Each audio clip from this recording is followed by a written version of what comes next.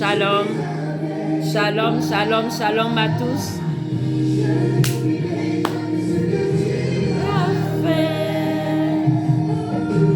J'irai, je n'ai que toi.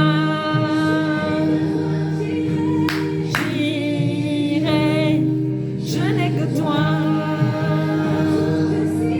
En toutes circonstances, je serai comblé. J'irai, je n'ai que toi. Je n'ai que toi. Je n'ai que toi.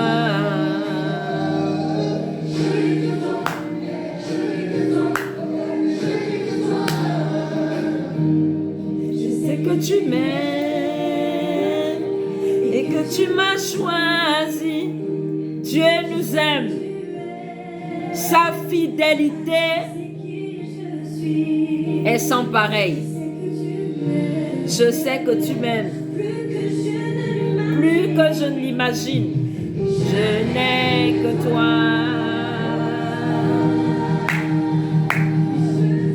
Je sais que tu m'aimes et que tu m'as choisi. Je sais qui tu es. Alors je sais qui je suis. Je sais qui tu es. Alors je sais. Amen. Je n'ai que toi. Amen. Je sais qui tu es. Je sais qui je suis. Alors je sais qui je suis. Je sais qui tu es.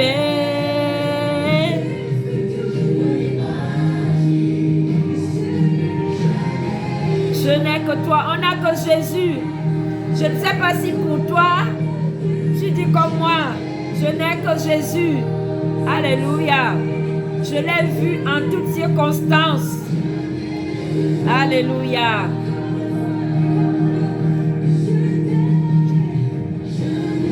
Je n'ai que toi. Je n'ai que toi. Alléluia. Je n'ai que toi. Je n'ai que toi. Je n'ai que toi. Je n'ai que toi. Je n'ai que toi. Je n'ai que toi. Je n'ai. Il n'y a que lui. Il n'y a que lui. Il n'y a que toi. Il n'y a que.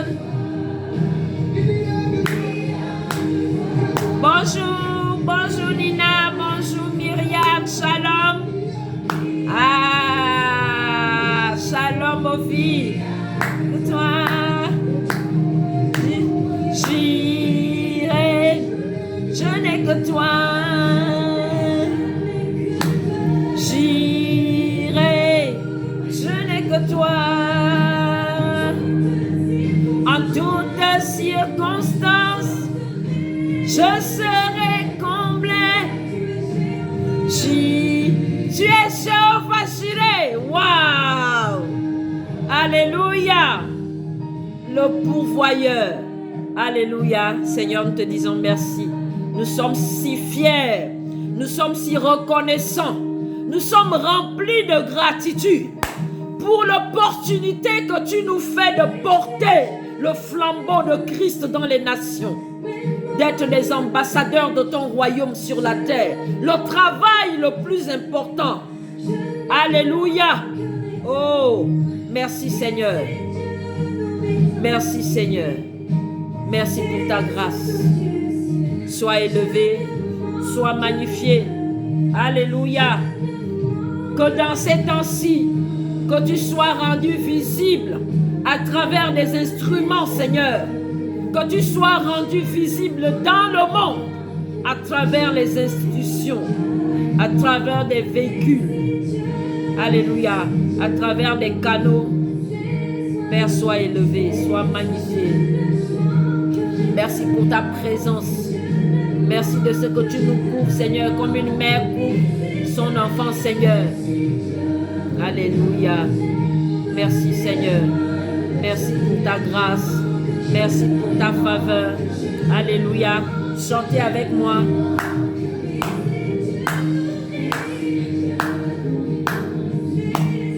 Si Dieu nourrit ainsi les oiseaux du ciel, alors, nous qui sommes plus importants que les prairies, les oiseaux du ciel, comment on va manquer des choses? Non, il y a une erreur. Le manque dans la vie d'un chrétien a un sens spirituel. Amen. De maintenant, au-delà de tout de mes rêves et de mes pensées, tu agis en moi. Alléluia. Est-ce que Dieu peut compter sur quelqu'un? Est-ce que Dieu peut compter sur un instrument? Écris-le. Est-ce que Dieu peut compter sur moi? Alléluia. Ah. Je ne veux que toi. Au-delà de tout, de mes rêves et de mes pensées, par ta main puissante, tu agis en moi.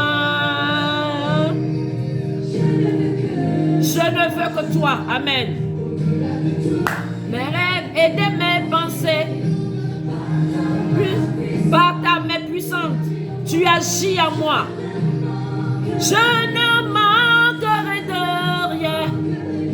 Woo! Yes. Par ta main, tu agis en moi. Woo! Je ne manquerai de rien. Shalom à tous les enfants des races. Que Dieu vous bénisse. Vous qui obéissez à l'ordre de Dieu. Que Dieu vous bénisse. Alléluia. Alléluia.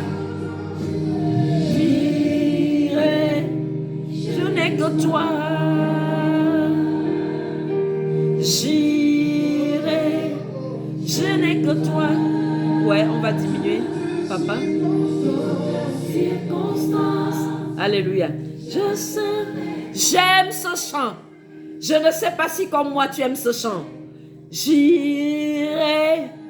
Est-ce que vous savez que Dieu, un jour, je parlais avec ma fille et puis elle me partage une pensée. Elle me dit, maman, j'ai posé la question à Dieu de savoir, ma fille, à l'époque, elle avait 15 ans, je pense. Elle me dit, j'ai parlé avec Dieu et j'ai demandé à Dieu, pourquoi, si tu savais que Adam et Ève vont pécher, pourquoi tu les as laissés venir sur la terre? Elle discutait avec Dieu et elle demande à Dieu, pourquoi Seigneur, si tu savais que l'homme et la femme vont pécher, pourquoi tu les as laissés venir sur la terre? Il fallait leur éviter cela. Vous savez ce que Dieu lui a dit? Grâce, c'est comme ça Dieu l'a appelée. Grâce, grâce. Elle s'appelle Grâce, ma fille. Et Dieu lui dit, il dit, Grâce, en fait, j'avais déjà immolé, il dit, non, il a dit expressément, il dit, j'avais déjà pourvu avant que l'homme et la femme ne fussent. Dieu a répondu à Grâce, il dit, Grâce, Grâce, ne t'inquiète pas, lorsque l'homme et la femme étaient venus sur la terre, j'avais déjà la solution de Jésus-Christ. Alléluia. Je ne sais pas ce que tu traverses, mais je voudrais te dire ce matin, avec toute la conviction que Dieu met dans mon cœur, je ne sais pas ce que tu traverses, je ne sais pas le questionnement dans lequel tu te trouves, mais je voudrais te dire, Avant que tu ne sois dans ces circonstances, Dieu avait déjà pourvu. Amen. Avant que Adam et Ève ne viennent sur la terre, Dieu avait déjà immolé l'agneau au ciel. Jésus-Christ avait déjà été suscité comme solution. Amen. Et Dieu nous dit la même chose ce matin. Avant que l'homme ne vienne sur la terre, avant que toi et moi, nous ne venions sur la terre, Dieu avait déjà pourvu à tous nos besoins ce dont notre existence aura besoin. Alors, sois fortifié ce matin, sois fortifié, amen, et sois connecté, parce que Dieu veut te dire quelque chose. Ne sois pas préoccupé ce matin, sois juste connecté, toi et moi, à l'actualité du royaume de Dieu. Vous êtes dans l'émission Lève-toi, soit la plateforme d'illumination de Christ dans les nations. Amen. Vous êtes dans l'émission Lève-toi et sois la plateforme d'illumination de Jésus-Christ dans les nations. Si vous avez des problèmes sur Facebook, dites-moi, signalez-le-moi. D'accord? Parce qu'on enregistre en même temps sur YouTube.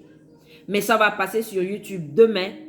Alors, ce matin, nous avions entamé la semaine dernière avec un thème puissant, avec un thème très instructif. C'était quoi le thème? Le premier thème qu'on avait abordé la semaine dernière, c'était la puissance de la destinée prophétique. La puissance de la destinée prophétique.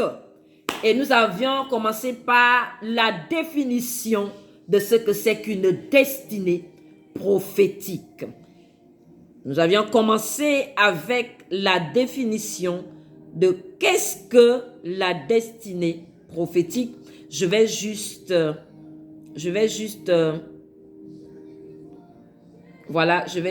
rappeler en 5 minutes de quoi on avait parlé la semaine dernière. Nous avions dit qu'en fait, la destinée prophétique, ce n'est ni la manifestation d'un talent, ce n'est ni la manifestation d'un don que le Saint-Esprit octroie dans sa grâce, ce n'est pas non plus l'exercice d'un ministère, ce n'est pas une activité que tu ferais. Non, non, non. La destinée prophétique, c'est le projet divin que Dieu a écrit sur ta vie avant la fondation du monde. Avant que toi et moi, nous ne soyons sur la terre, Dieu avait écrit des projets et que des individus, son peuple, devraient accomplir. Dieu a écrit des projets avant la fondation du monde. Et ces projets viennent souvent sous forme, d'accord, de paroles prophétiques, des paroles annoncées, des paroles que Dieu envoie ou bien fait connaître. Ce sont des projets, ce sont des dessins que Dieu a écrits et que chacun de nous doit accomplir. Amen. Et nous avons dit que ces projets peuvent être accomplis par un individu, un groupe de personnes ou encore une nation. Une nation peut porter une destinée. Eh oui, une nation peut porter une destinée. La nation doit accoucher d'une destinée. Donc, la destinée, c'est le projet que Dieu a écrit sur une vie, sur un groupe de personnes, sur une nation. Et ces projets, il les a écrits déjà depuis ou avant la fondation du monde. Et il est dit dans la parole, Dieu a préparé les bonnes œuvres d'avance afin que nous les pratiquions. Vous voyez? Donc, c'est déjà fait avant notre naissance. Et nous avions dit que, en fait, il y a nous avions pris certaines personnes dans la Bible, d'accord, qui avaient accompli des destinées et nous avons pris ça dans la parole de Dieu. On a parlé dans Colossiens 2, verset. Nous avions parlé du Seigneur Jésus-Christ, d'accord, de la destinée du Seigneur Jésus, de la destinée de Moïse, de la destinée de Jérémie. Voilà. Donc, la destinée, ce n'est pas la manifestation d'un talent, c'est-à-dire la capacité naturelle. Non. La destinée prophétique, c'est un projet divin. C'est une parole prophétique, c'est une parole annoncée. C'est une parole que Dieu fait connaître à travers des personnes. Il peut aussi parler à nous-mêmes. D'accord? Et donc, on a parlé du Seigneur Jésus. Nous avions dit que le Seigneur Jésus, en fait, sa destinée n'était pas, je suis dans le résumé, sa destinée, ce n'était pas la croix. La croix n'était pas la destinée prophétique du Seigneur Jésus. Non, non, non. C'était pas la croix. La destinée prophétique du Seigneur Jésus, nous l'avions lu dans Luc 4 à partir du verset 18 à 20. Donc, le Seigneur Jésus est venu et on l'a lu aussi Ésaïe 54. Nous avions dit que ça, c'est la destinée prophétique, c'est-à-dire le projet, ce qu'il est venu accomplir sur la terre, c'était le salut de l'humanité. Voilà, c'est ça la destinée. Donc, les miracles que le Seigneur Jésus a manifestés, la puissance et tout ça, non, non, ce n'était pas ça. C'est pas ça la destinée. C'est pas ça la destinée. C'est pas la croix qui est la destinée. Non, c'est la parole que Ésaïe avait annoncée. Et plusieurs livres dans l'Ancien Testament avaient annoncé ce que Jésus-Christ devrait faire. Et le passage par excellence, c'est Ésaïe 53 ou encore Luc 4, verset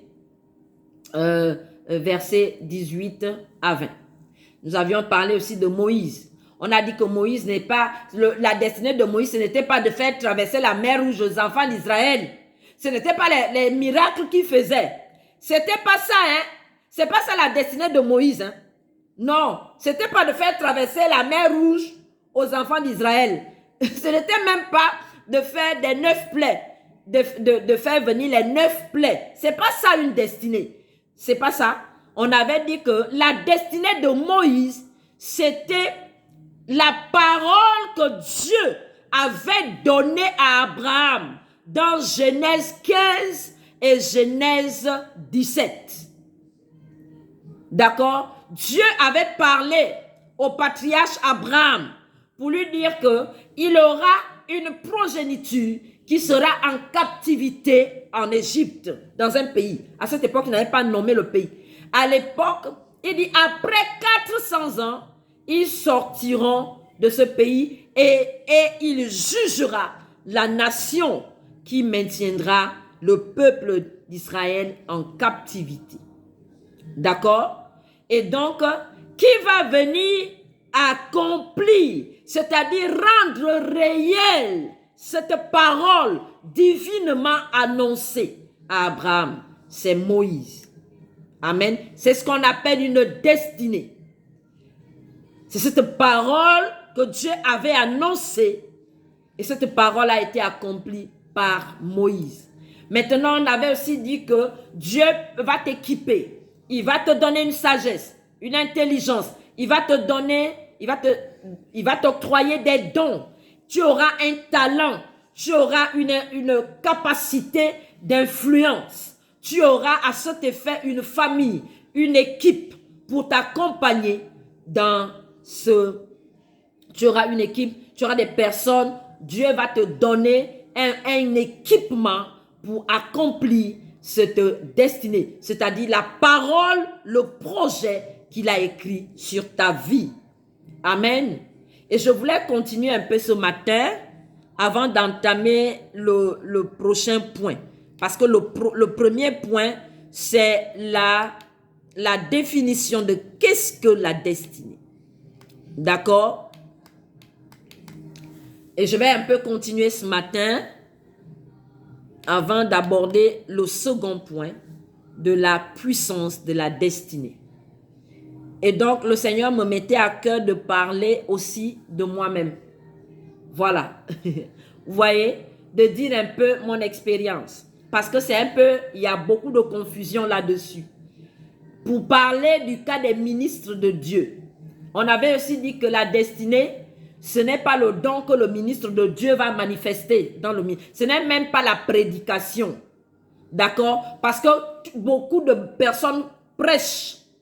Et on peut former quelqu'un à la prédication. Comme Papa Karambiri le dit souvent, que non, tu peux aller en Suisse là, t'inscris. Mettez des commentaires s'il vous plaît. Mettez beaucoup de commentaires et des j'aime. Faut tapoter. Faut tapoter, ça dit faut rendre le direct vivant, s'il vous plaît. Donc, vous tapotez, vous mettez des j'aime, vous mettez des commentaires. C'est ça qui va faire bouger et vous partagez.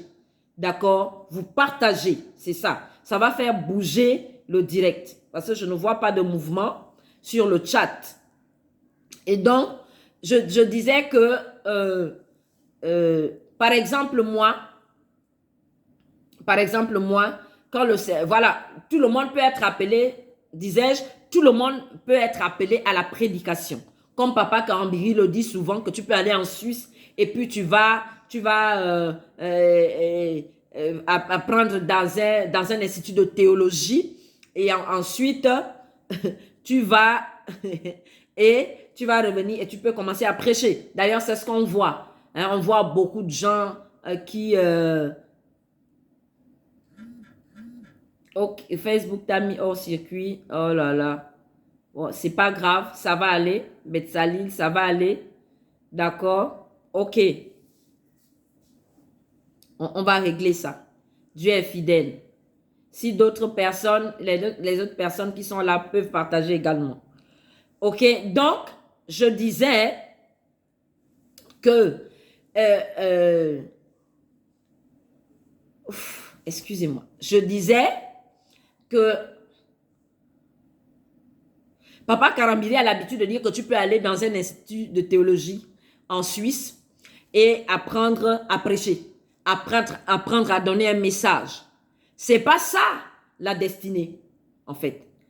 La destinée, c'est ce que Dieu t'a dit dans cette prédication-là. Quand tu viens, tu es appelé au ministère sacerdotal. Quand tu es appelé à la prédication, Dieu te donne un message. Dieu te donne, il t'envoie comme une solution pour un problème qui sévit dans l'église ou dans le monde. Je reprends.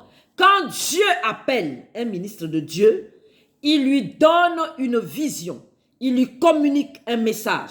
Il lui montre un problème auquel l'église ou encore les nations sont confrontées.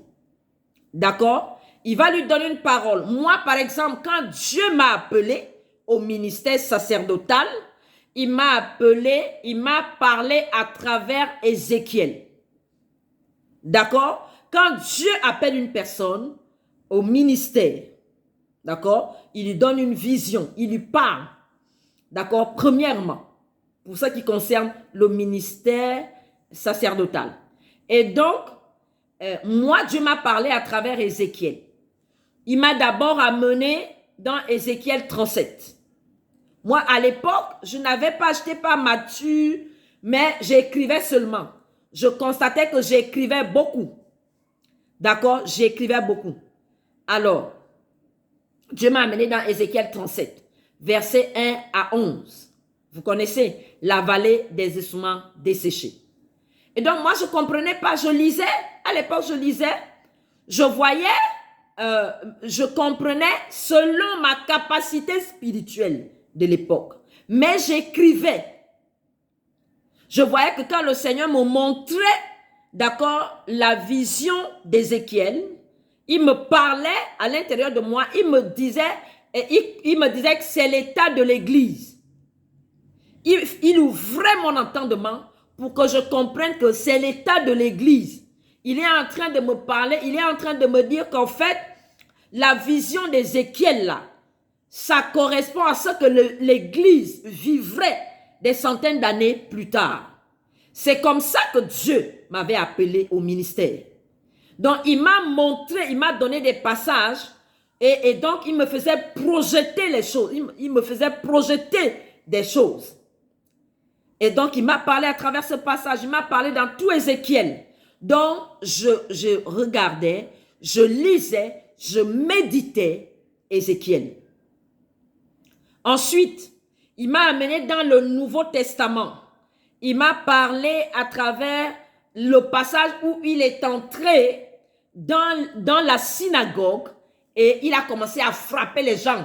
Il a dit, on connaît tous la parole, la maison, vous avez fait de la maison de mon père une caverne de voleurs. Cependant, c'est une maison de prière. Donc, il me parlait comme il y a un trafic dans l'église. À travers ces passages, c'est ça qu'on appelle une destinée. C'est-à-dire, Dieu te montre une vision, il te parle, il t'annonce une parole qui est écrite, quelque chose qui a déjà été rédigé par Dieu. Amen. C'est ça en fait. Et donc, c'est comme ça que j'ai su que j'étais appelée au ministère. Je n'étais pas confuse. Non. Je savais que Dieu m'appelait au ministère sacerdotal. Il m'a donné ces passages-là. Après, il m'a amené dans Ésaïe 61 qui parle de la restauration des fondements. Vous voyez? C'est comme ça que Dieu, c'est ce qu'on appelle la destinée prophétique. Donc Dieu t'annonce des choses qu'il a d'avance écrites. C'est pas la prédication, parce que tout le monde peut être appelé à prêcher. Tout le monde peut être appelé à exercer un ministère. D'accord? On peut aller prendre quelqu'un, on le forme à la prédication. La personne va prêcher l'évangile. Mais quand on parle de la destinée, c'est ce que Dieu a dit sur toi. La solution que Dieu t'envoie être dans l'église ou bien dans les nations. C'est ce qu'on appelle une destinée prophétique. Ce n'est pas le simple appel au ministère. OK? D'ailleurs, les ministères sont plusieurs. Ce ne sont pas seulement des ministères sacerdotaux. Tu peux aller exercer un ministère. La famille, être dans une famille, fonder une famille, c'est un ministère que Dieu confie. Ah oui, le ministère de la famille. Ça peut être, je ne sais pas moi, tu vas être DG quelque part. Dieu t'envoie pour restaurer, d'accord, des choses dans un ministère, dans une structure. Je me rappelle aussi le pasteur Yves Castanou. Quand il est arrivé, d'après son histoire à Brazzaville, c'était aussi ça. Dieu l'a amené dans une structure pour restaurer cette structure-là. Et Dieu voulait se glorifier à travers sa vie. Mais il est aussi pasteur. Vous voyez? Et donc, il y a des destinées comme ça. Ça, c'est ce qu'on appelle une destinée prophétique. Alors, il y a beaucoup de confusion. Il y a beaucoup de confusion parce que le simple fait d'exercer un don, le simple fait de faire une activité, le simple fait d'exercer un talent, je prenais le cas de, par exemple, Eto'o. Notre frère Eto'o du Cameroun, l'excellent footballeur. Sa destinée, c'est pas d'être le grand footballeur là. Hein. Il y en a plusieurs qui ne sont pas chrétiens. Voilà. Donc, mais ce n'est pas ça la destinée. Qu'est-ce qu'il va faire à travers ce talent que Dieu lui donne? Quel est l'aboutissement? La vision de Dieu au travers l'exercice de son talent ou du ministère. C'est ça qu'on appelle une destinée. Shalom, mon frère bien-aimé Alain, que Dieu te bénisse. C'est ça une destinée. Qu'est-ce que Dieu a dit sur toi? Dieu t'appelle à quoi? C'est ce qu'on appelle une destinée. Dieu m'a appelé, oui, mais Dieu t'appelle à faire quoi exactement? C'est ce qu'on appelle la destinée prophétique. Maintenant, il y a des gens qui peuvent travailler dans un ministère. Votre destinée peut être, faut pas dire simplement, hein, c'est que vous allez travailler dans un ministère. Bonjour, Betsali. Voyez? C'est ça. Ta destinée peut être simplement, tu es un ouvrier dans un ministère. C'est ça. Dieu t'a appelé à demeurer dans un ministère, à être un ouvrier dans ce ministère-là. C'est ta destinée. Tu travailles dans une vision ou dans une mission. Maintenant, dans ça, Dieu t'appelle à faire quelque chose de particulier dans ce ministère. C'est ce qu'on appelle une destinée. Qu'est-ce que Dieu t'a dit? Dans ce ministère-là, il t'appelle à faire quoi? D'autres encore sont appelés à être, je ne dirais pas, président, ce n'est pas une destinée. Être président, ce n'est pas une destinée. Voilà. C'est ce que tu vas faire quand tu es président de la République. Qu'est-ce que Dieu t'a dit sur la nation que tu vas diriger? C'est ça la destinée. Comme mon mari j'aime bien prêter ces mots-là. Quand il a dit, les gens pensent que Saül, quand on parle de Saül, on pense que Saül c'était la royauté. Saül est devenu roi en Israël. On pense que Saül, c'était ça la destinée. Non, non. C'est pas ça la destinée. La royauté était le moyen que Dieu a utilisé pour que Saül accomplisse la parole qui avait été annoncée à Moïse. Quand Dieu lui a dit, le peuple d'Amalek doit être éradiqué de la terre. La personne qui avait été nominée, si on veut. Voilà. Pour ça, c'était Saül. Donc, Saül devait éradiquer le peuple Amalek. C'est ce qu'on appelle une destinée. Gédéon, parce que le Seigneur m'a demandé de parler des personnages de la Bible, mais aussi de mon expérience et d'expérience de mon mari. Oui, on se perd beaucoup, mon grand frère Alain. On se perd beaucoup dans ça. Et donc, je parlais de Gédéon. Gédéon, Dieu l'a appelé. Gédéon, Dieu l'a appelé. Alors, on réalise que Gédéon, quand Dieu l'a appelé, il était appelé pour un but. Ce n'était pas seulement pour être juge. Gédéon devait accomplir un but divin. Quel est donc ce but-là? Les Madianites avaient assujetti Israël. Vous allez trouver l'histoire dans Juge. Et donc les Madianites, les peuples méchants, voilà, avaient assujetti. Donc quand Israël avait péché, c'est Israël qui a péché. Voilà. À chaque fois qu'ils péchaient, Dieu permettait qu'on leur fasse ça pour qu'ils se répandent. Et donc, quand ils étaient d'accord, à chaque fois qu'Israël plante, les Madianites viennent, ils viennent récolter. Je ne sais pas si tu as déjà vu des gens comme ça. Écris-le. Tu as déjà vu des gens comme ça, écris-le en commentaire. Tu as déjà vu les gens.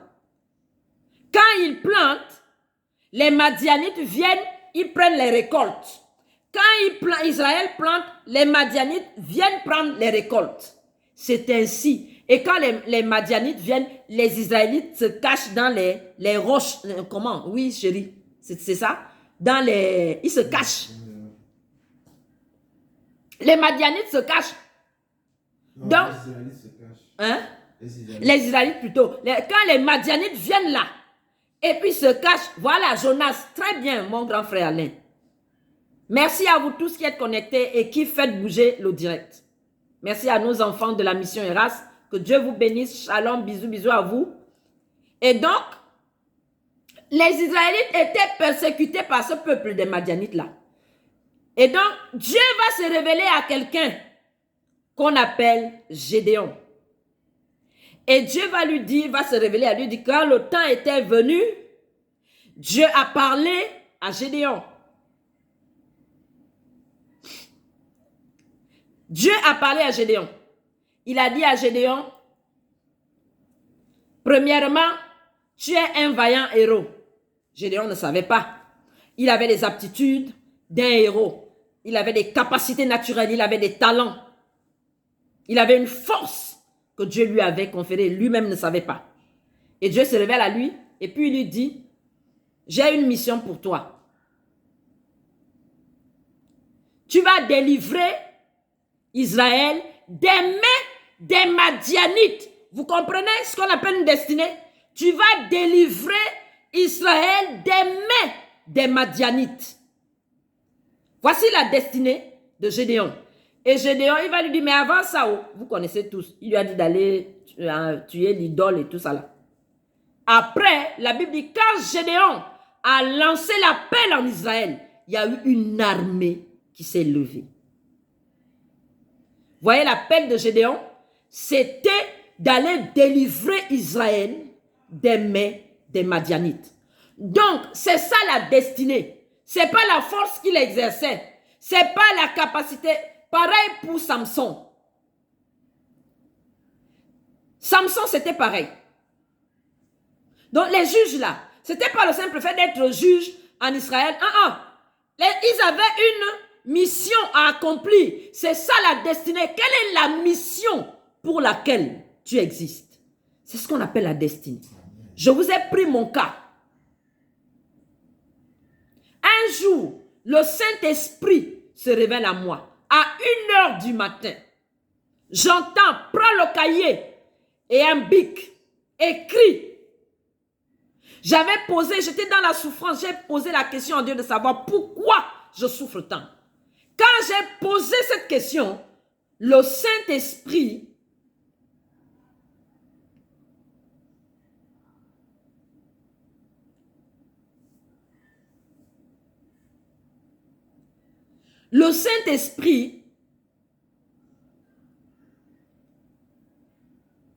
m'interpelle.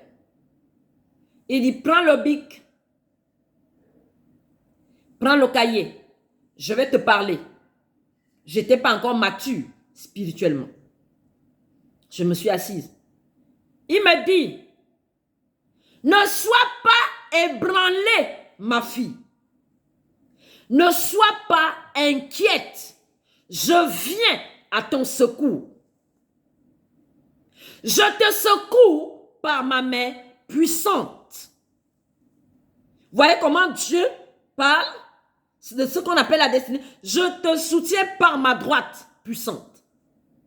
Il dit, tu seras établi. Il dit, tu tiendras le sceptre de Christ devant les nations. Tu iras de pays, de nation en nation. Et tu tiendras le sceptre de Christ devant les nations. C'est ce qu'on appelle une destinée. Ensuite, quand il a fini de me parler comme ça, il m'a amené dans les passages qui parlaient de l'appel. C'est ça la destinée. Parce que il y a la médiocrité de l'Église. C'est parce que l'un des problèmes, c'est parce qu'il y a beaucoup de confusion.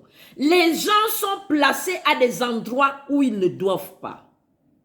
Les gens exercent des ministères alors qu'ils ne sont pas appelés pour les ministères sacerdotaux. Ils sont appelés pour exercer un ministère dans le monde, mais ils sont devenus pasteurs. Il y a d'autres encore, ce sont des pasteurs, mais ils exercent des ministères dans le monde. Donc, il y a beaucoup de confusion et ça fait que l'Église est dans une médiocrité quelque part. C'est ça qui a fait aussi que nous soyons comme si nous n'existons pas dans les nations. L'Église était inexistante parce qu'on ne prenait même pas en compte son opinion ou ses opinions, ses positions. C'est parce que l'une des raisons, il y en a plusieurs, c'est que les enfants de Dieu, les appelés de Dieu, les fils de Dieu, n'exercent pas là où ils doivent être. Les trajectoires que Dieu a placées sur leur vie, ils ne sont pas dans cette trajectoire. Et ça crée une confusion, une médiocrité dans l'Église. C'est ça en fait. Il y a énormément de confusion. Ou bien plusieurs encore exercent le don. Simplement le don. Donc quand la personne exerce le don, c'est fini. C'est sa destinée ça. Pour elle, c'est sa destinée. Non, c'est pas ça. Alors le Seigneur me dit, pourquoi est-il important aujourd'hui que l'Église, les chrétiens soient placés là où ils doivent être, que chacun se positionne dans sa trajectoire? C'est pourquoi ces enseignements, c'est pourquoi ces éclaircissements. C'est clair, beaucoup de gens sont venus prêcher concernant la destinée. Mais le Seigneur nous a demandé de commencer cette émission par la question de la destinée. Qu'est-ce qu'une destinée? Selon la définition de Dieu. Qu'est-ce qu'une destinée?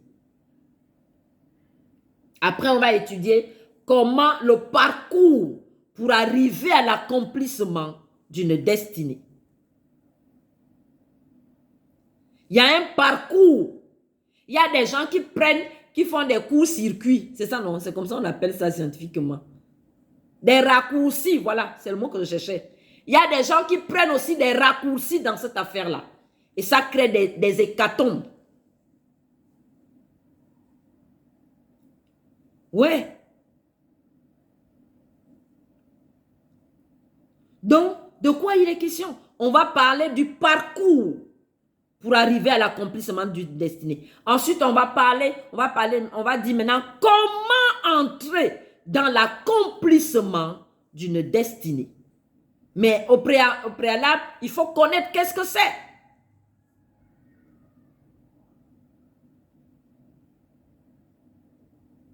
Ça dérange un peu ici, la conversation.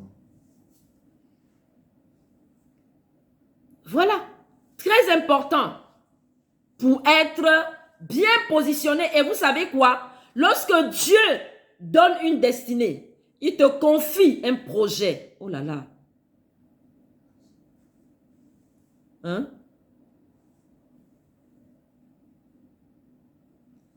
Il faut lui dire de... Ça passe, hein? La bande passe. Lorsque vous avez déjà la parole prophétique, comment est-ce qu'il faut être? Comment est-ce qu'il faut faire? Qu'est-ce qu'il faut faire? Et vous savez quoi? Je disais que lorsque Dieu appelle ou confie des destinées prophétiques aux enfants de Dieu, il y a une onction à ça.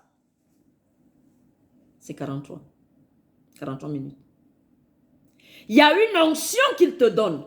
Il y a une sagesse qu'il te donne. Tu imagines par exemple,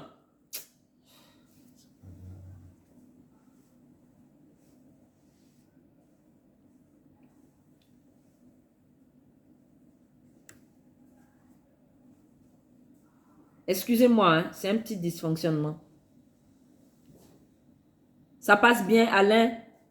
Oui, Alain me dit que ça passe bien. Ok, les autres, faites signe. Est-ce que ça passe bien?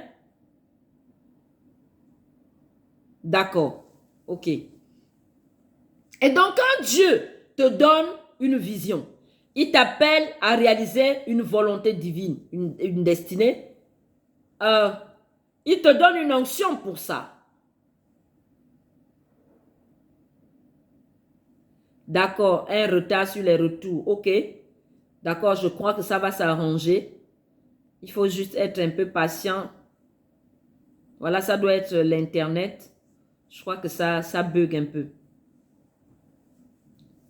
Et donc, je disais que quand Dieu t'appelle à réaliser un dessein particulier, il te donne une onction pour ça. Il te donne une sagesse pour ça. Il te donne une intelligence. Il te donne une habileté. C'est là-bas, c'est là-bas que tu es agile. Tu es agile dans ça là. Mais imagine que tu es appelé à être pasteur. Te voilà maintenant en train de devenir politicien. Tu veux entrer dans ce qu'on appelle l'administration de la cité. Tu n'as pas été appelé à ça, à administrer la cité. Toi, tu es appelé à être pasteur. Donc, l'onction qui est sur toi là, c'est pour être pasteur. Voilà, tu es en train d'exercer ailleurs. Et donc, tu seras médiocre dans cet exercice ou bien dans ce à quoi tu aspires là. Tu seras médiocre en tant que chrétien parce que tu n'as pas été appelé à ça. Et Dieu ne va pas t'accompagner. Voilà, mon mari dit, si tu veux parler, il faut venir, s'il te plaît. Et donc, Dieu ne t'accompagne pas dans ça. Tu es devenu politicien, tu veux être un administrateur parce que c'est un appel. Il y a l'appel sacerdotal, il y a l'appel à être un roi, c'est-à-dire un administrateur, un gouverneur de la cité, un administrateur de la cité. Dans le social, je ne sais pas moi, l'administration de la cité. Dieu appelle à ça. C'est à ça que Joseph, voilà, il y a des gens même que j'oublie. Joseph avait été appelé, pourquoi? Manifester la gloire en Égypte, mais surtout de préserver Israël, le peuple Israël, dans des temps où la disette sévissait à cette époque-là. Joseph avait été appelé à ça, à préserver Israël. Donc, Dieu lui a donné une sagesse pour ça, un don. Maintenant, imagine que toi, tu es un administrateur de la cité, comme lui. Il y a beaucoup de choses qu'il a fait en même temps, Joseph. Et donc, toi, tu es devenu pasteur, alors que tu es un administrateur de la cité. Mais la grâce de Dieu n'est pas avec toi. Tu es un enfant de Dieu. Tu es bien enraciné dans l'église, dans la foi, mais dans la destinée prophétique, tu es médiocre. Parce que tu es là où tu ne dois pas être. Tu es un ministre de Dieu. Te voilà maintenant, tu es devenu administrateur. Tu veux devenir administrateur de la cité. Voilà. Donc l'église connaît beaucoup de difficultés, des problèmes. Il n'y a pas la pleine gloire de Dieu dans l'église parce que les destinées, les chrétiens ne réalisent pas les destinées comme il faut. Les chrétiens ne sont pas positionnés là où ils doivent être. Si Dieu t'appelle à être un gouverneur, c'est-à-dire un administrateur de la cité, un politicien, un juriste, je ne sais pas moi. Qu'est-ce que Dieu t'a dit? Qu'est-ce que tu dois aller faire là-bas? Là où Dieu te positionne là. Dieu va te parler, il va te communiquer quelque chose. C'est ce que tu dois faire, là où Dieu te positionne. Donc du coup, la position n'est pas la destinée prophétique. Il faut écrire ça en commentaire, envoie-le. La position n'est pas une destinée prophétique. La position, c'est ce que Dieu utilise pour réaliser une pensée divine. Waouh! Acclame le Seigneur. Donc, il est très important aujourd'hui de comprendre ces choses-là, de les assimiler et de travailler à cela. Parce que nous sommes entrés depuis 2025 dans l'ère du règne du gouvernement de Dieu.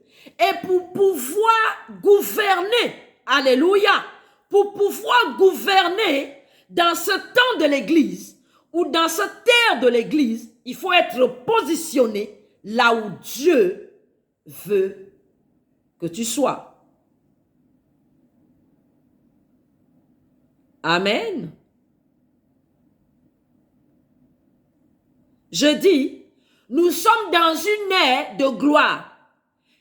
L'enlèvement va arriver, c'est sûr. D'abord, il y a plusieurs qui rejoindront le ciel avant l'enlèvement général. Vous voyez, non? Ça va arriver. Mais avant que l'enlèvement ne vienne, c'est dommage qu'on parle beaucoup du gouvernement mondial. Plusieurs d'entre nous, prédicateurs, on met l'emphase sur ça. Gouvernement mondial, l'antéchrist, la cession. Je m'arrête là. Parce qu'on nous bloque souvent dans nos choses là. Vous comprenez? C'est ça.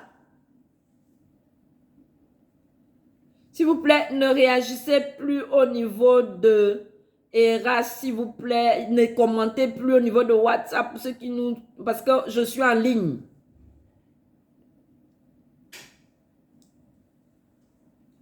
Bienvenue au pasteur...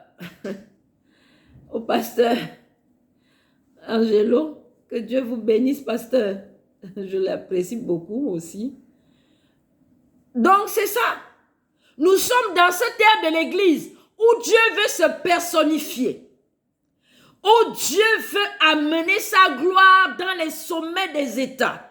Où Dieu veut que les constitutions inscrivent encore les lois divines dans les nations. Nous sommes dans cette ère où Dieu veut des magistrats qui appliquent la justice du ciel. Amen. Nous sommes dans une ère où Dieu veut que des présidents se prosternent pour que les pasteurs prient sur eux et reconnaissent que l'onction est au-dessus du président.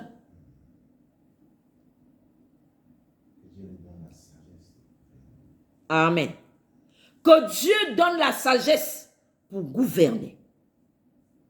Donc, Dieu veut, dans tous les domaines, dans tous les secteurs, dans cette vie-là maintenant, là, dans les sociétés, Dieu veut manifester le royaume. Il veut utiliser efficacement l'Église. Amen. Je le reçois, pasteur. Que Dieu vous bénisse également. Donc, dans cette ère de l'Église, Dieu veut amener le nom de Jésus-Christ dans les sommets des États. Avant l'enlèvement, c'est bon de prêcher l'enlèvement. C'est écrit dans la Bible. Mais avant ça, là, Dieu veut faire, il veut poser une action dans le monde. Et l'évangélisation, je le dis, au nom de Jésus, l'évangélisation de ce siècle, c'est bon de faire des croisades et d'encourager les gens. D'accord? Mais ce que Dieu veut faire, la méthode d'évangélisation que Dieu veut utiliser dans ce siècle-ci, ce ne sera pas d'abord les croisades, mais la manifestation de la plénitude de la divinité. Amen. Le Christ doit être rendu visible à travers des individus. Amen. C'est pourquoi j'avais envoyé au début de l'année, j'ai dit, en fait, il faut comprendre quelque chose. Dans ce siècle-ci, dans ces temps-ci, ce ne sont pas des hommes chrétiens qui seront rendus visibles. C'est le Christ qui sera manifesté à travers des canaux. Mais pour que cela soit rendu possible, il faut que les chrétiens sachent et comprennent la portée de la destinée prophétique. Amen. Et pourquoi? Parce que c'est à travers l'accomplissement des destinées prophétiques que Dieu va se glorifier dans les nations. Amen. Écris-le en bas. J'ai dit, l'évangélisation, ou bien comment Dieu va hisser Jésus-Christ dans les sommets des États, c'est à travers la manifestation ou l'explosion des destinées prophétiques. Les hommes ont beaucoup entendu sur... Taguez-moi Alain, mon frère qui était là. Faut qu'il soit là. Fais-moi signe, mon frère, si tu es là. Faut écouter ça, Alain. Dieu, parce qu'il a un potentiel divin. Donc, Dieu veut se personnifier. Il veut hisser le Christ dans les sommets des états. Comment? C'est aussi, ou je dirais même cette fois-ci, c'est d'abord par la personnification, c'est-à-dire la révélation de la plénitude de la divinité. La nature de Christ, la race Christ, elle sera rendue visible à travers des individus. La nature de Dieu, faisons l'homme à notre image, selon notre ressemblance. La nature de Dieu dans un corps.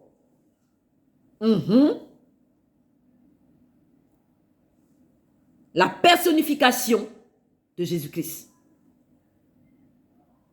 Sa nature, ses capacités. Sa nature, ses capacités. Faisons l'homme à notre image, selon notre ressemblance. Je ne pourrais pas parler de l'autre thème.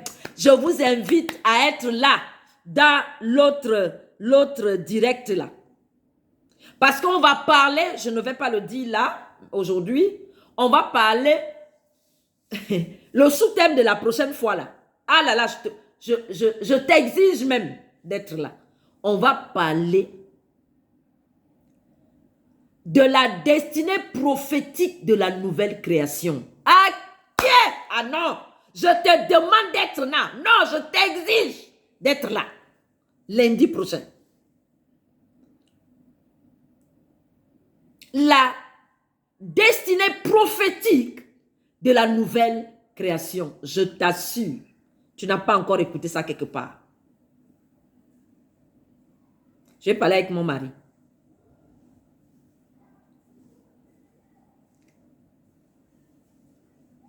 Donc, c'est cela. Donc, Dieu va amener la gloire du royaume de Dieu sur la terre. Il va l'amener, cette gloire-là. Dieu va se déployer dans les institutions des nations. Dieu va se déployer. Vous avez vu ce qui se passe aux États-Unis? Vous avez vu, non? L'intronisation de notre frère, là. Vous avez vu, non? Ça, ce n'est pas encore le début. Hein. Lui, il n'est qu'un signe, un présage. L'élection de Trump. C'est un signe pour l'Église. C'est ça. Donc, Dieu veut se glorifier à travers la manifestation, l'explosion des destinées prophétiques. C'est ça la grande évangélisation de cette saison. La manifestation de Christ, la race Christ, la nature, les aptitudes, les capacités, la puissance de la nouvelle création. La nouvelle création, je te dirai qui est la nouvelle création la semaine prochaine. Tu le sais déjà, mais je vais détailler. Qui est la nouvelle création? Qui est-ce que la Bible a appelé la nouvelle création?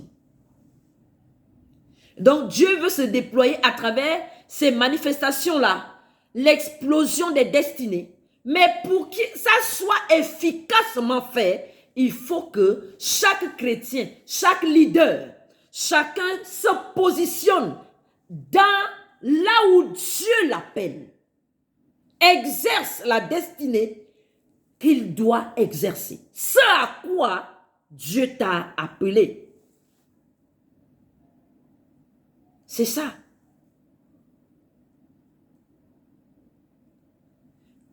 Donc, la grande moisson,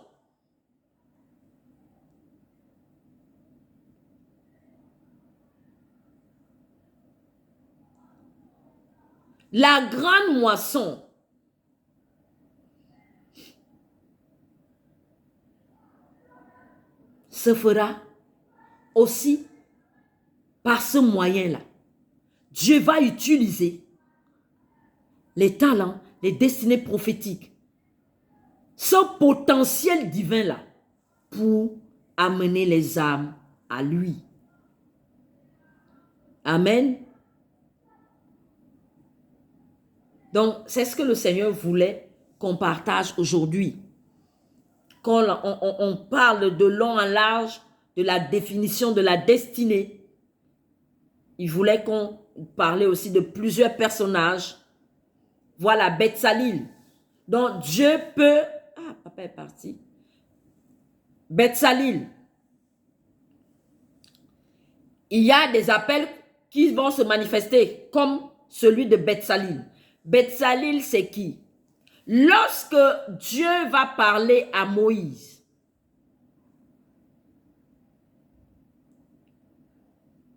Dieu va parler à Moïse. Il va lui dire de construire le tabernacle. Vous voyez la destinée de Moïse? Après la délivrance, il va lui montrer qu'il faut construire un temple. Le premier temple fait de main d'homme.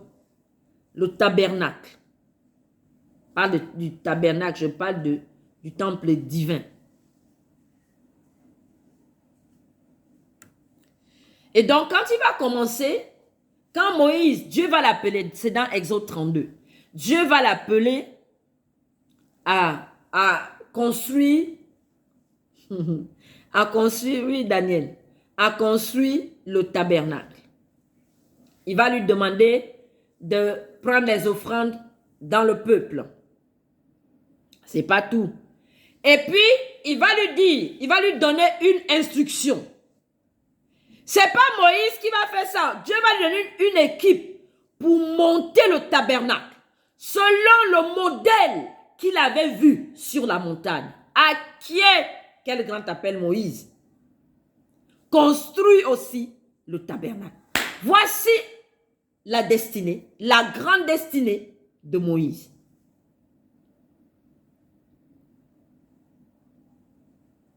Et donc, Dieu va lui dire, il y a des appels comme ça, des destinées comme ça.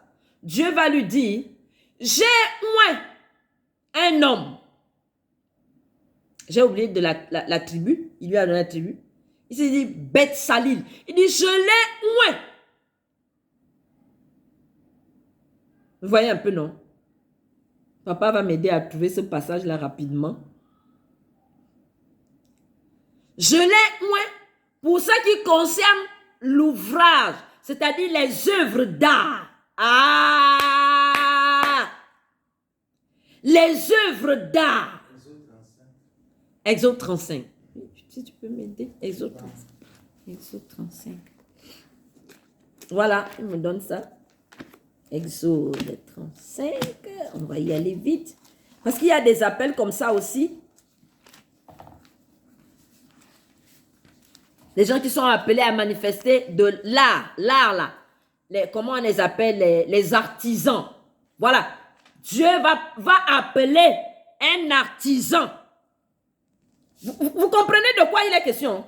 Il y avait plusieurs artisans en Israël à cette époque-là. Mais Dieu va appeler, qu'est-ce qu'on appelle une destinée? On va aller là-bas. Exode 35. Verset 30. Ok. Exode 35. C'est ça? Verset 30. Exode 35, verset 30.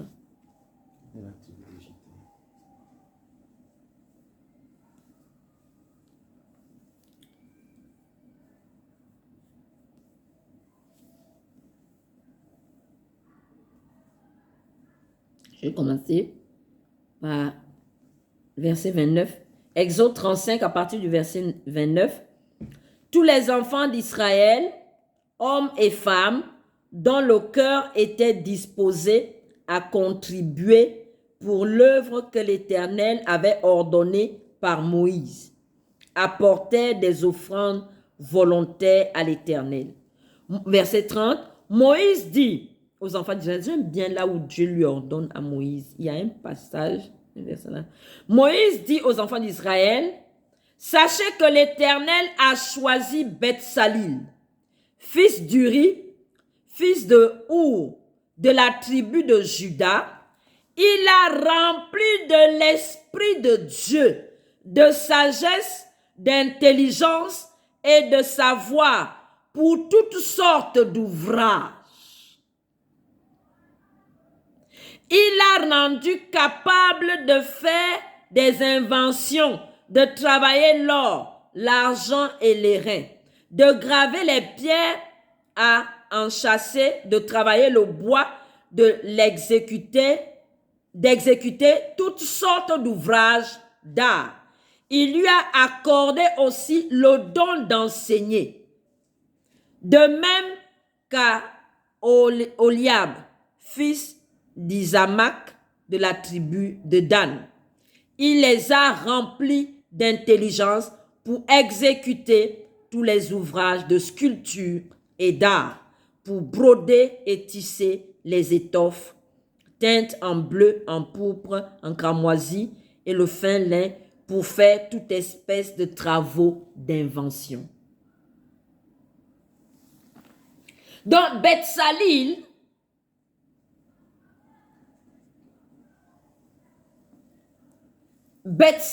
a été appelé à faire quoi? Il était un artisan. Parce que quoi? Son art ou bien ses œuvres devraient servir à décorer le tabernacle. Donc, c'est lui qui devait orner le temple. Et chanta la boya. Ikabro mazanda lokatai. Malaskabro ikazunderebai. Lekamatai ikazundereba baba. Santarabashi malaskabro. Ikatazunderebo santaraboya. Likamatuya ikazunderebo santarabashi kai. Dieu va oindre une personne. Il lui donne des habiletés. Et Moïse dit intelligence, sagesse. Pourquoi? Pour créer des objets d'art afin de décorer le temple de Dieu. Donc, son appel, c'est quoi? C'est d'embellir le temple de Dieu par son art.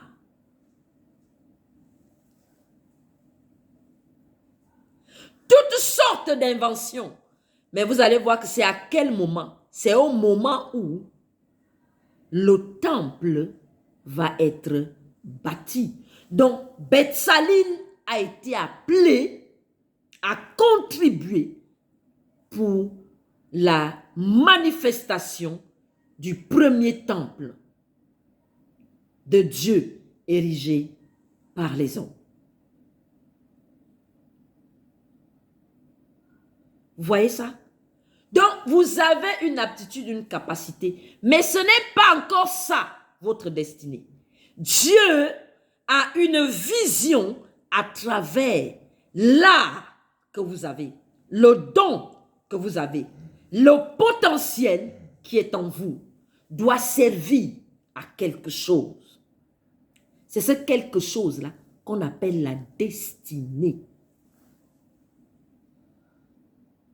Amen. C'est une heure, tu vas venir, tu vas prendre. Amen. C'est ça. Donc, on a fait un peu le tour. J'ai pris mon cas. On a pris des personnages bibliques pour parler de ce qu'on appelle une destinée. Donc, la recherche de toi maintenant, c'est qu'est-ce que Dieu a dit te concernant. Et on a dit l'importance des accomplissements des destinées aujourd'hui. L'importance. Parce que c'est à travers ça que Dieu va amener sa gloire à se répandre sur la terre. C'est à travers l'accomplissement des destinées prophétiques. Première méthode, ou bien je vais dire quoi? Premier moyen d'évangélisation ou encore l'évangélisation par excellence. Ce sera la manifestation de la plénitude de la divinité. La nature de Dieu, le Christ en nous manifesté, mais aussi ses aptitudes, sa ressemblance, ses aptitudes, ses capacités qui sont en nous, le potentiel divin en nous. Amen. Dieu va faire exploser. Donc, il faut que chacun sache là où Dieu l'a positionné. Qu'est-ce que Dieu t'appelle à faire de manière précise, spécifique? Dieu a écrit un projet te concernant sous forme de parole. Qu'est-ce que Dieu t'a dit? C'est de cela dont il est question. Je vais laisser aussi mon époux dire son mot. Il va parler pour quelques minutes et ensuite on va clôturer. Je vous exhorte et je vous en supplie par les compassions de Christ, invitez quelqu'un à ces heures-là.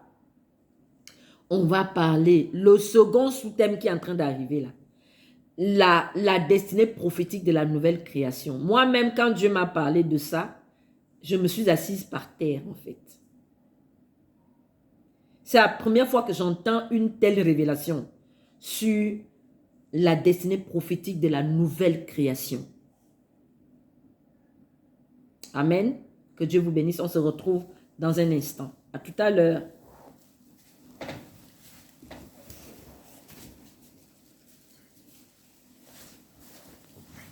Shalom, shalom, shalom. Soyez bénis. Waouh, c'est merveilleux. C'est vraiment puissant. C'est très puissant. Et nous rendons grâce à Dieu pour la vie de sa servante, le pasteur Rokis. C'est un langage que malheureusement beaucoup ne comprennent pas. Et les gens confondent bénédiction matérielle à la destinée ou position à la destinée. Non. Donc elle a déjà dit. Qu'est-ce que je voulais juste ajouter ici? C'est que les desseins sont détruits. Les desseins ou les destinées sont détruites. Les gens finissent même par mourir sans avoir accompli ce pourquoi Dieu les a appelés dans ce monde. Sans avoir glorifié Dieu, sans avoir révélé son nom. D'autres même meurent avec des talents, des aptitudes. Ils finissent par mourir avec ça, sans avoir été véritablement utiles pour Dieu. Certains encore s'accaparent des ressources que Dieu leur donne. Écoutez, on a donné tout à l'heure l'exemple de Bessalil. Il a utilisé toutes les aptitudes que Dieu lui a données pour faire quoi? Pour accomplir une vision que Dieu a donnée à qui? À Moïse. Il était soumis à la vision et il a mis à disposition tout son savoir-faire. Le problème aujourd'hui, parce que nous voulons être des chrétiens électrons libres. Nous voulons être des chrétiens indépendants. C'est ça. C'est pourquoi tu n'es pas exaucé. C'est pourquoi tes prières ne sont pas exaucées. Depuis, tu es en train de demander que Dieu te bénisse, que Dieu pourvoie, que Dieu fasse ça. Et il ne fera jamais. Pourquoi? Parce que tu n'es pas encore dans sa pensée. Tu n'as pas encore saisi la pensée de Dieu pour ta vie. Alors, si Dieu met entre tes mains ses ressources, elles seront détournées. Elles ne vont pas accomplir ses desseins. C'est pourquoi Dieu tarde. Mais aujourd'hui, est-ce que tu peux saisir la parole de Dieu pour toi?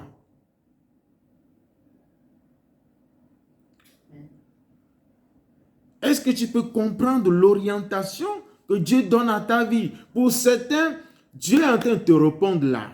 Ça fait déjà un moment que tu pries. Tu n'es pas exaucé. Là, Dieu est en train de te répondre. C'est l'exaucement à ta prière comme cela. Donc, les ressources de Dieu viennent dans le cadre de l'accomplissement de ses desseins. C'est dans ce cadre-là que Dieu va disposer tout ce qu'il a déjà prévu pour toi avant la fondation du monde. Toutes ces ressources-là vont être activées. Alors, ce message-là est tellement important pour l'Église aujourd'hui. Je ne sais pas en quel terme je vais dire ça. Tellement important. Et ce sont des réalités qu'on ne comprend pas. des réalités spirituelles qu'on ne comprend pas. Et très souvent même, nos messages détournent les fidèles. Parce qu'on les amène à avoir les yeux fixés sur, je ne sais pas, le matériel. Les yeux fixés sur la bénédiction matérielle, financière, sur les postes. Et une fois qu'ils sont là-bas, ils ne savent plus quoi faire. Et ils commencent à vivre pour eux-mêmes. Mais est-ce qu'aujourd'hui, l'Église peut saisir la pensée de Dieu et monter maintenant à un niveau plus supérieur de l'adoration?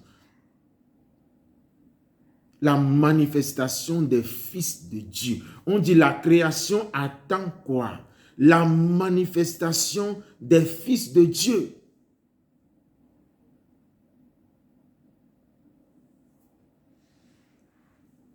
Donc, c'est ce que moi j'ai voulu ajouter à tout ce qu'elle a dit. Elle a tellement parfaitement prêché. Il n'y avait pas grand-chose à dire. Donc, je ne sais pas si cette parole-là t'a touché ce matin et que tu as vraiment compris l'importance de ce message que le Seigneur est en train de t'adresser. Et certainement, tu te poses la question, comment faire pour connaître ma destinée prophétique? Comment faire pour savoir pourquoi est-ce que Dieu m'a appelé? Si tu as besoin d'aide particulière, tu peux nous joindre.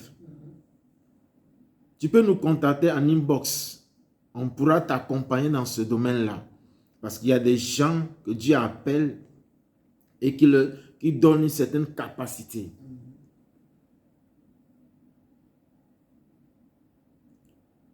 Donc, si tu te poses ces questions-là, aujourd'hui, nous allons prier ensemble.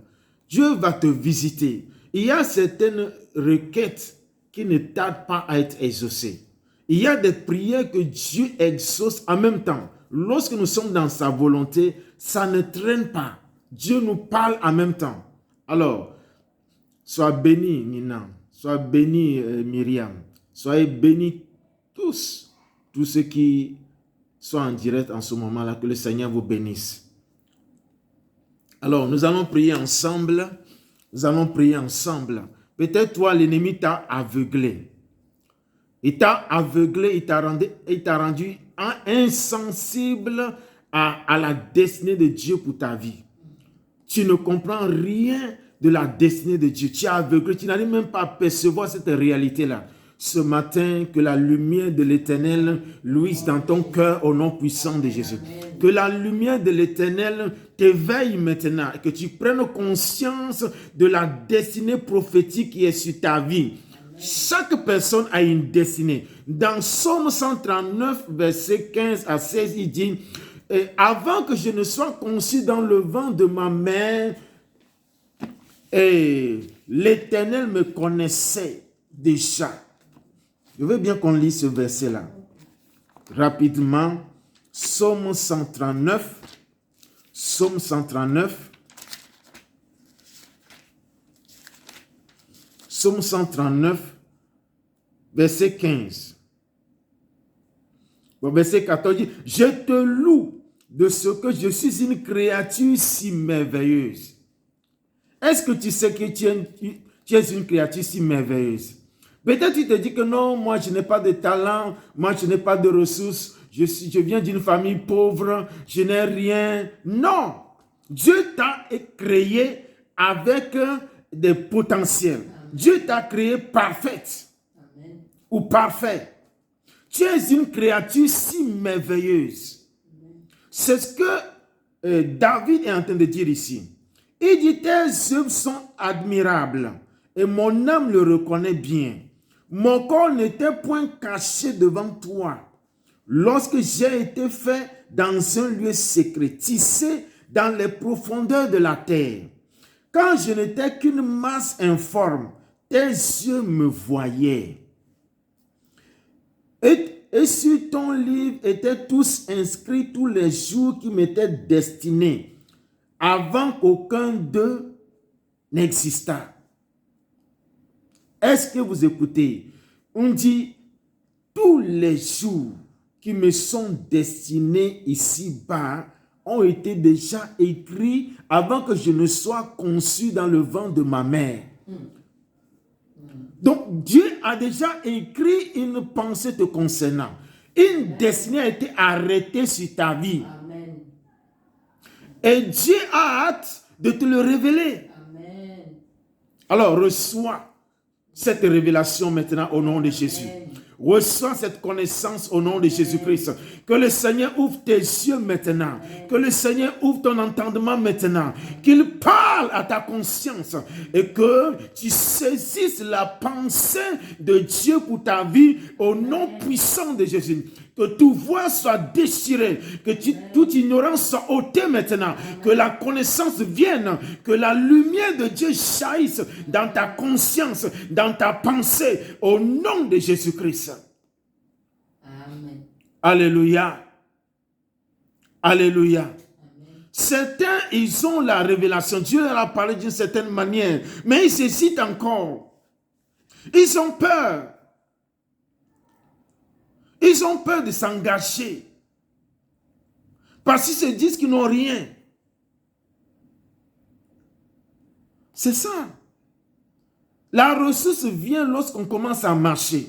Ce n'est pas quand la ressource viendra que tu vas te mettre à marcher. Non. Tu commences à marcher, la ressource te suit. C'est comme ça que Dieu marche. Dieu fait ces choses. Si Dieu t'a déjà parlé, commence à marcher.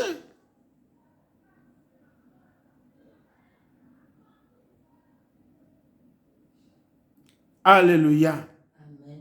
Alors, que toute destinée soit débloquée maintenant dans le nom puissant de Jésus. Reçois maintenant par l'imposition de main le déblocage de toute destinée, le déblocage de tout talent, le déblocage de tout potentiel, toute aptitude que Dieu a mise en toi pour révéler son nom, pour manifester tes desseins, mais qui sommeillait en toi, soit réveillé maintenant dans le nom puissant de Jésus-Christ. L'apôtre Paul dit à Timothée que ranime ce don que tu as reçu par l'imposition des mains. Oh, reçois maintenant le don de Dieu, reçois le talent de Dieu, reçois la capacité de Dieu, reçois l'aptitude maintenant au nom puissant de Jésus-Christ. Que cette grâce maintenant se touche maintenant là où tu es. Et que cette grâce te distingue maintenant. Oh, afin que tu puisses te lever comme un fils de Dieu qui doit se révéler. La Bible déclare que le monde attend avec un ardent désir la manifestation des fils de Dieu. Le monde attend ta manifestation. Mais est-ce que tu le sais? Est-ce que tu as conscience de cela? Est-ce que tu as conscience que tu as quelque chose dont le monde a besoin? Oui.